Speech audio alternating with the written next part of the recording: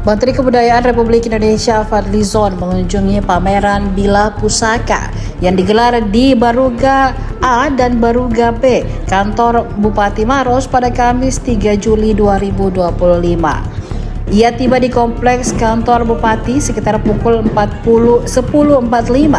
Ia disambut atraksi Mangaru dengan alunan gandrang. Pameran ini menjadi bagian dari rangkaian kegiatan budaya Akbar Gau Maraja Leang-Leang 2025 yang berlangsung dari tanggal 3 hingga 5 Juli 2025. Agenda budaya ini sekaligus menjadi rangkaian peringatan hari ulang tahun ke-66 Kabupaten Maros. Pameran keris dan Bilah Pusaka ini dibuka untuk umum dan menghadirkan puluhan benda pusaka dari berbagai wilayah. Dalam kunjungannya, Menteri Kebudayaan Fadlizon mengapresiasi pelaksanaan pameran yang dinilainya sangat edukatif. Menurut Fadlizon, koleksi keris yang dipamerkan mencerminkan kekayaan budaya Nusantara khususnya di Sulawesi Selatan.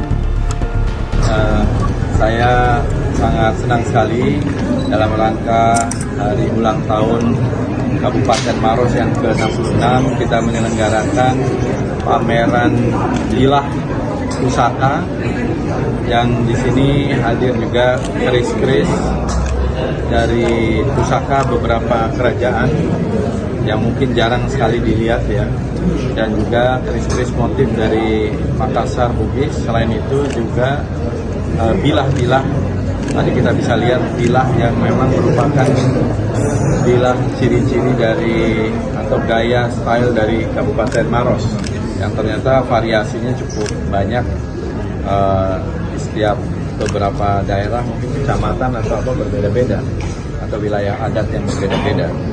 Jadi ini menunjukkan keragaman dari keris saja, kita punya kekayaan keberagaman yang luar biasa.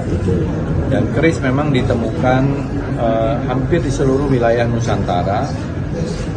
Memang asalnya dari Jawa yang menyebar ke Sulawesi, ke Sumatera, ke Bali, Lombok, sampai ke mancanegara, terutama negara-negara jiran kita. Nah, tetapi seperti yang saya sampaikan tadi, ternyata juga di Sulawesi ragamnya tuh sangat kaya sekali. Dan dari Sulawesi kemudian mempengaruhi termasuk ke Lombok, ke Sumbawa.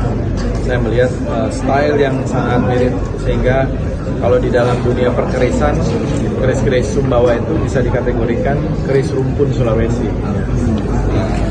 Begitu juga dengan badik-badik, yang saya kira literasi tentang badik maupun keris Sulawesi ini perlu kita angkat kembali.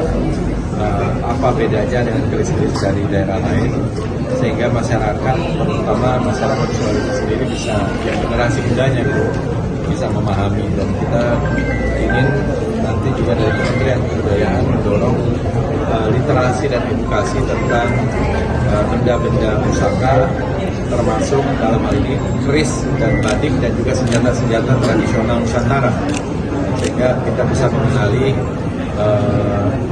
keragaman dari keris, badik dan senjata Nusantara tersebut. Nah, ini yang disebut sebagai intangible cultural heritage juga itu termasuk adalah filosofinya. Dan keris ini kan uniknya adalah paduan dari berbagai macam seni. Ada seni tempa, seni ukir, seni rupa, dan juga ada dalam proses, ada ritusnya dan sebagainya. Download Tribun X sekarang, menghadirkan lokal menjadi Indonesia.